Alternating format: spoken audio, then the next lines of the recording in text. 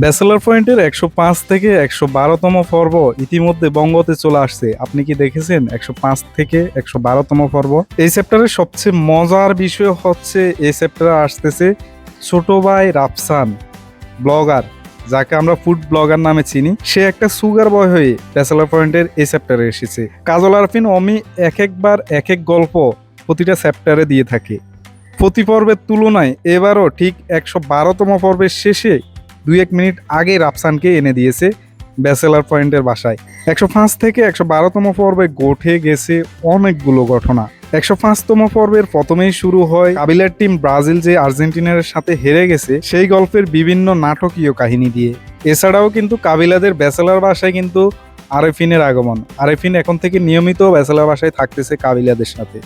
So এখন bachelor বাসায় কাবিলা আছে, আরেফিন আছে, নেহাল আছে, জাকির আছে, রকি আছে, হাবু পাশা তো আছে। এছাড়াও মাঝে মাঝে বাচ্চুকেও দেখা যায়। পাশা ভাইয়ের আন্ডারওয়ার্ল্ডের কিন্তু লোক নিয়োগ দিচ্ছে। তো লোক হিসেবে শুভর কাজিন হালিমকে আন্ডারওয়ার্ল্ডের বক্সারের ডেলিভারি ম্যান হিসেবে পাশা কিন্তু নিয়োগ দিছে। খুবই কমেডি আকারে উপস্থাপন হয়েছে, গল্পগুলো খুবই ভালো লাগছে। এছাড়াও এ চ্যাপ্টারে কিন্তু একটা বিষয় উন্মোচন হয়েছে। লগাসি.com-এর এমডি বাচ্চু ভাইয়ের কিন্তু মনে শান্তি নেই, উনি কিন্তু টেনশনে আছে। কারণ বাচ্চু ভাইয়ের ফ্যামিলি ব্যাকগ্রাউন্ড খুবই দুর্বল। তার ফ্যামিলি অনেক কষ্ট করছে হাসপাতালে, কিন্তু সে বড় লোক হলেও তার বড় লোকের ১ টাকাও তার ফ্যামিলি নিচ্ছে না। বাচ্চু ভাইয়ের বাবা কিন্তু অসুস্থ। এই চ্যাপ্টারে আরেকটা বিষয় ইঙ্গিত হচ্ছে, এই চ্যাপ্টারে বাড়িওয়ালা চাচা এবং চাচি যারা আছে ওনাদের যে বাচ্চা নেওয়ার বিষয়, ওনারা শিরিন আফা কিন্তু প্রেগনেন্ট, উনি বমি করতেছে, এরকম একটা ইঙ্গিত। সামনের পর্বগুলোতে হয়তো বিষয়টা আরও উন্মোচিত হবে। ব্যাচেলর বাসায় এবং বাড়িওয়ালাদের বাসায় যে কাজের বুয়া কাজ করে লাভলিকে ১ কোটি টাকা বাচ্চু কিন্তু দিয়েছে। এ বিষয়ে লাভলিকে কেন টাকা দিল জাকির এবং পাশা, তারা দুইজনেই খুবই আসলে বিরক্ত। কেন লাভলিকে টাকা দিল, আমাদেরকে দিল না?